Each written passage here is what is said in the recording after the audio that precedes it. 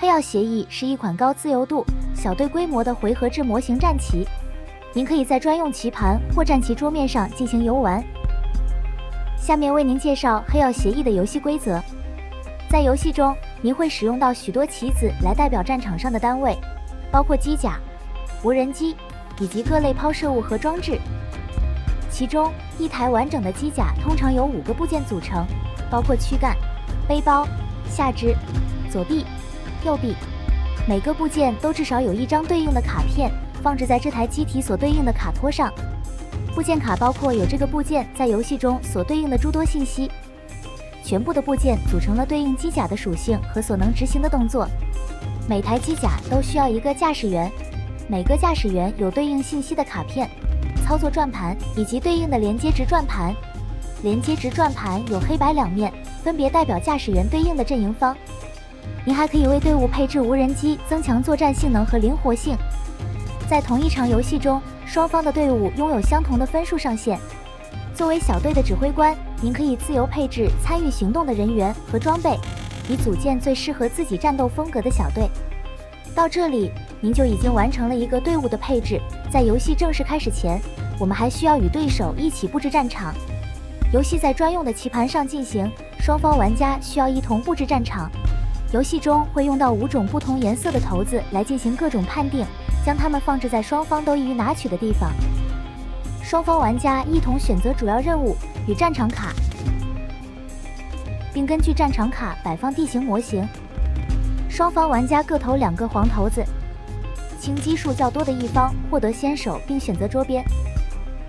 双方玩家选择各自的次要任务，并根据次要任务进行相关的设置。最后，从先手玩家开始轮流部署单位。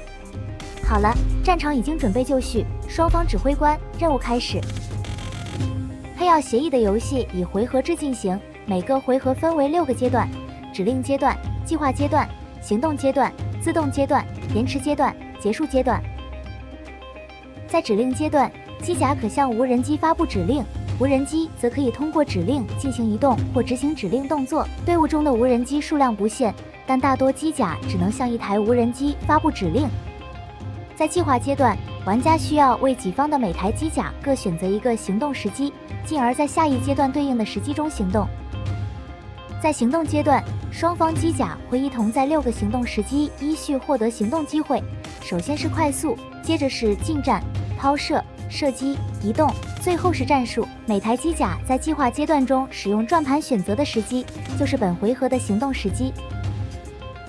在行动阶段开始时，翻开所有转盘，以根据选择的时机确定行动顺序。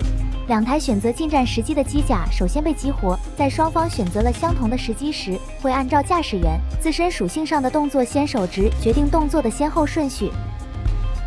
行动机甲需要先选择是否切换姿态，每种姿态会为单位带来不同的加成。然后，行动机甲可进行调整移动，并选择和当前时机相符的起手动作。攻击时，攻击者通过部位头决定打击部位，并根据所选攻击动作准备攻击头，受击方则根据被打击的部位准备对应的受击头。随后，双方开始进行投掷，并根据各自投出的结果计算伤害。如果最终结算结束，仍有至少1点伤害未被抵消，则本次攻击造成击穿。当有部件被摧毁时，驾驶员会损失1点链接值。当驾驶员链接值归0时，机甲进入宕机状态。随后，其他机甲根据时机变动，依序获得行动机会。在双方机甲都结束行动后，行动阶段结束，进入自动阶段，无人机执行自动动作。如果一台机甲的躯干核心被摧毁，它会立刻被视为击毁，并从场上移除。在延迟阶段，各类抛射物，比如导弹、榴弹，会执行延迟动作。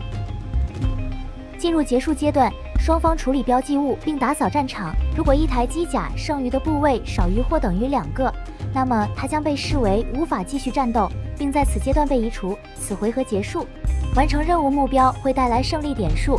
当5回合结束时，胜利点较多的一方赢得胜利。更多游戏规则细节，请查阅我们提供的规则说明书，也可以关注我们的官方账号获取最新消息。